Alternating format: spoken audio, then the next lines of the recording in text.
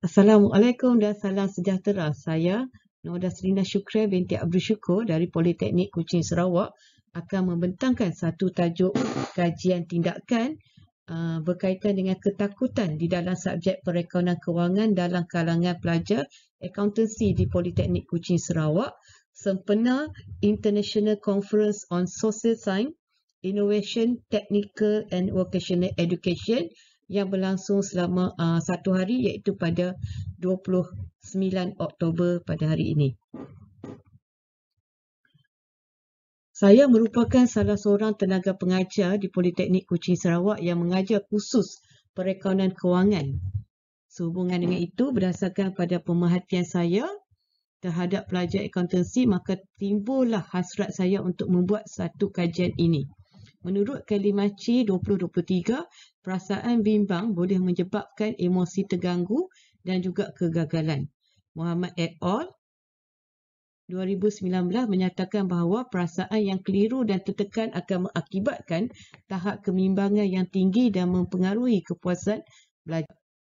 Hashim dan Yaakob 2003 menyatakan bahawa kebimbangan merupakan faktor yang ketara dalam menentukan pencapaian akademik.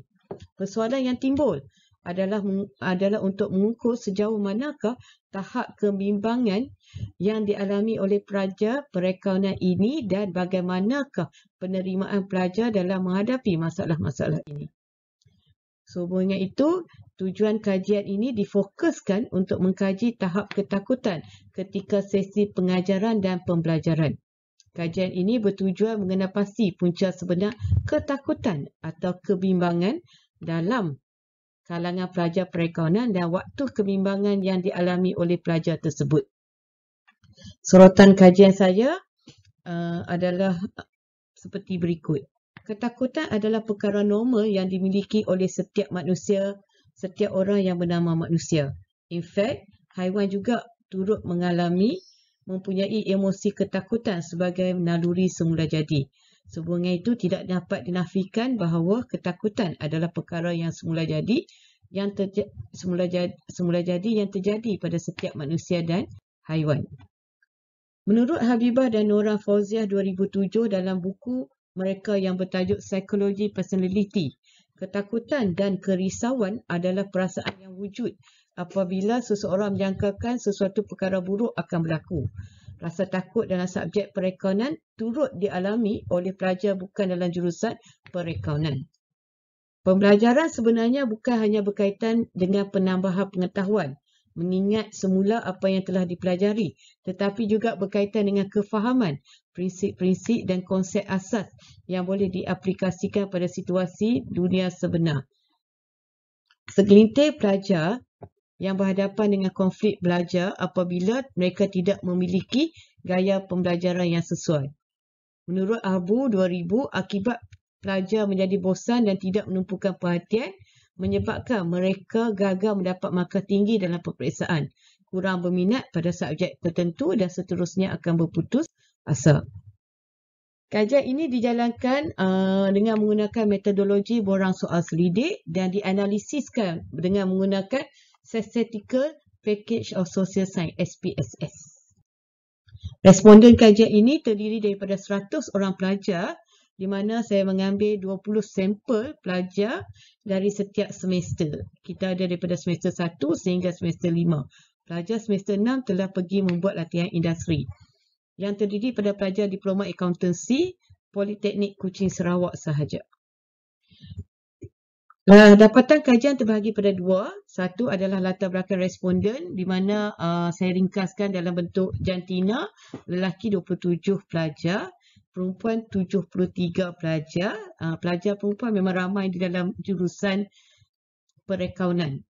Bangsa memandangkan ini di sini merupakan negeri Sarawak, jadi Bumi Putera Sarawak lebih tinggi iaitu 38% ataupun 38 pelajar. Diikuti dengan bilangan bangsa Melayu 28, Cina 22, Bumi Putera Sarawak 4 dan lain-lain 8.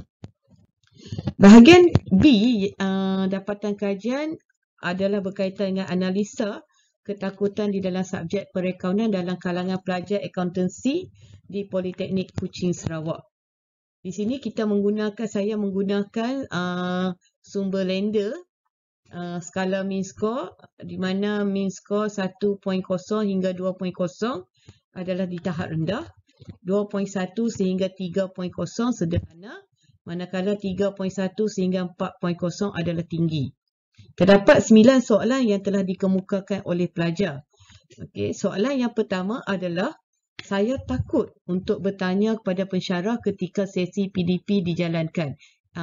Soalan ini mendapat skor min yang paling rendah, iaitu 2.20, di mana terdapat 47 pelajar tidak bersetuju dengan penyataan soalan ini. Manakala soalan kedua, saya takut untuk mengemukakan jawapan bagi soalan yang diajukan oleh pensyarah ketika sesi pengajaran dan pembelajaran perakaunan dijalankan. Skor min adalah 2.38, di mana ia adalah di tahap yang sederhana. Manakala untuk soalan ketiga, saya takut sekiranya saya suka memahami pengajaran dan pembelajaran perakaunan yang disampaikan oleh pensyarah di dalam kelas. Ia juga mendapat skor min yang rendah, sederhana, 2.81.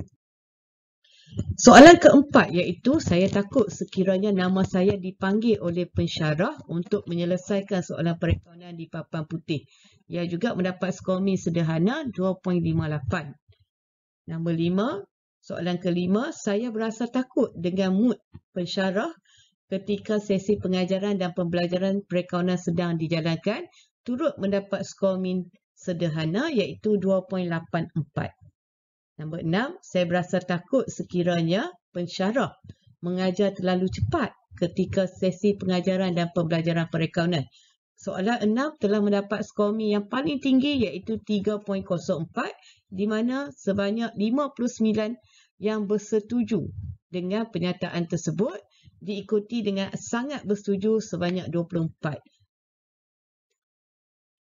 Bagi soalan ke-7 iaitu, saya gugup apabila pensyarah mengamalkan komunikasi dua hala di dalam kelas perakaunan, turut mendapat min sederhana 2.35. Manakala soalan ke-8, saya takut sekiranya saya terlelap di dalam kelas semasa proses pengajaran dan pembelajaran perakaunan dijalankan, mendapat min sederhana iaitu 2.76. Manakala soalan ke-9, saya bimbang tidak dapat menumpukan perhatian semasa PDP dijalankan. Telah mendapat skor min sebanyak 3.02, skor min yang tinggi.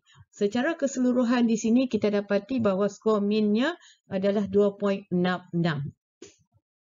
Sehubungan dengan itu, persoalan yang timbul mengenal pasti ketakutan yang dialami oleh pelajar dalam subjek perakaunan telah dikenal pasti. Menurut Kalimachi 2023, perasaan bimbang boleh menyebabkan emosi terganggu dan juga mengalami kegagalan. Muhammad menyatakan bahawa perasaan yang keliru dan tertekan akan mengakibatkan tahap kebimbangan yang tinggi dan mempengaruhi kepuasan pelajar.